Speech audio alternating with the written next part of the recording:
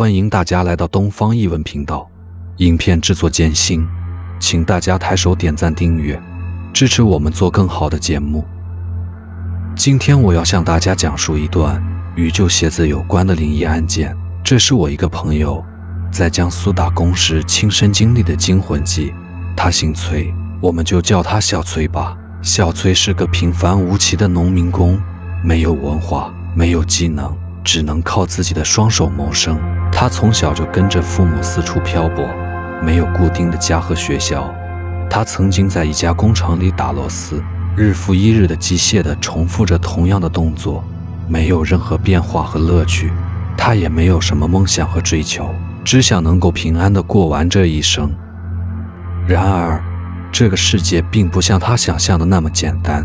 社会经济形势不佳，工厂倒闭了，小崔失去了工作。他到处找工作，却发现自己没有任何竞争力，只能找一些低端的、辛苦的工作去做。最后，他找到了一个在工地上的工作，虽然收入微薄，但至少能够糊口。小崔并不知道，在这个工地上等待着他的是一场令他终生无法忘记的诡异经历。他也不知道，在这个事件中，他将扮演一个重要的角色。这一切都要从他在穷困潦倒的边缘，贪小便宜买了一双别人穿过的旧鞋开始说起。那是一个阳光明媚的下午，因为新工地还没开工，他闲着无事就去逛街。在经过一个阴暗的桥洞的时候，看到有一个人摆了一个旧鞋摊，就是卖二手旧鞋的。小崔低头看了看自己脚上穿的鞋，鞋底都坏掉了，就在鞋摊前面停了下来，打算换一双新点的。老板看见小崔有买鞋的意思，热情地打着招呼。小崔也蹲下，在那一堆旧鞋里挑选起来。卖旧鞋是江苏地区特有的一种买卖，都是些穿过的鞋子，老板修修补补，打点油，看上去虽然不能和新的比，可卖的都很便宜，也多是一些干活的人图便宜买来穿，也没人会琢磨那些旧鞋的来源。老板，这双多少钱？小崔看中了一双皮鞋，跟老板讲起了价钱，最后只花了11块钱就买到手了。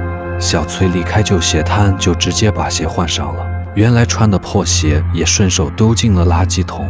小崔在外面逛了小半天，他其实就是为了打发时间，一直到下午才回到干活的工地。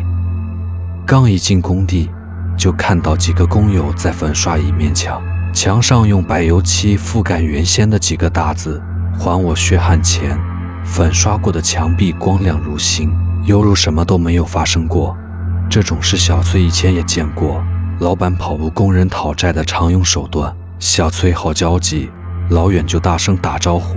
那两个人正在用涂料刷墙，都是和小崔一样新招来的，彼此之间都不认识。小崔走了过去，给那两个人递了香烟，聊了起来。那俩人也不了解具体情况，都猜测着应该是在他们之前工地出了什么事，老板跑路，工人解散，他们是接手工程的新招来的。这种事对于他们常年混迹于工地的人来说不算稀奇事。就在那天晚上，小崔就出事了。后面发生的事，小崔自己都不记得了，是工友说给他听的。小崔睡下后，同住一个工棚里的几个工友在打牌。小崔突然从床上坐了起来，其中一个工友本能地回头看了他一眼，发现小崔神色不对，虽然穿鞋站了起来，可感觉上好像还在睡着。其中一个工友就叫了他一声，可小崔并没有做出反应。几个工友一商量，觉得小崔行为反常不对劲，几个人决定跟随出去看看。几个人追出了门，却不见了小崔的影子。有一个眼尖的看到小崔往工地的另一头走了。小崔已经走出了老远，出了工地后，迟钝缓慢地往一片还没动工的荒地走去。那片荒地都是堆放建筑垃圾的，平时也没什么人会去。虽然不知道小崔为什么要往那走，可黑灯瞎火地走进去也是危险的事。工友王军在后面叫小崔：“喂，你干嘛去啊？”王军叫了几声，被另一个工友给拉住了，说：“小崔有可能是梦游了，而传闻梦游的人是不能被叫醒的，要不然醒来之后发现自己在别的地方会吓到的。几个人一商量，决定跟在小崔后头看他要去哪，也保护一下他的安全。小崔一直走到荒地的深处，那里到处都是各种垃圾，散发出难闻的恶臭。又跟了一段路，小崔停了下来，在垃圾堆中好像在挖什么东西。几个人加快脚步跑到了小崔身后，小崔神情恍惚，正用手在地上扒着，地上泥土、垃圾什么的都有。小崔的手指全都抓破了，血肉模糊，也不停手。3个工友都有了一种不好的预感，快步走到了小崔的身后。其中一个工友不由得惊呼了一声：“那不是一个人吗？”在小崔挖出的土坑里，露出了一张人脸，皮肤苍白如纸，眼睛瞪得大大的，嘴巴歪斜着，脸上还沾着干涸的血迹和泥土。那是一具尸体。小崔深夜梦游到垃圾场，竟然挖出了一具尸体。几个工友惊了的说不出话来，打电话报了警。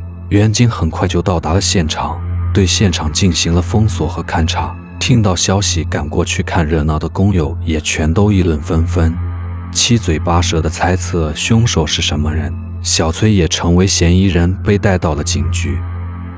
可小崔对自己夜里起来去垃圾场挖尸体的事一点印象也没有，只说自己一直在睡觉。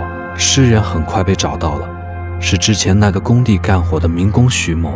警方让徐某的家属看看认不认识小崔。徐某的老婆并没有见过小崔，可是却认出了小崔脚上穿的鞋子是她老公徐某的。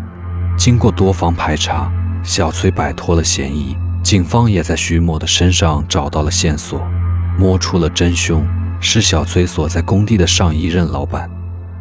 经过审讯，他也交代了罪行，原来是徐某在他的工地上干活，被施工方偷工减料，导致墙体倒塌，把正在干活的徐某压在了下面，徐某当场被砸死。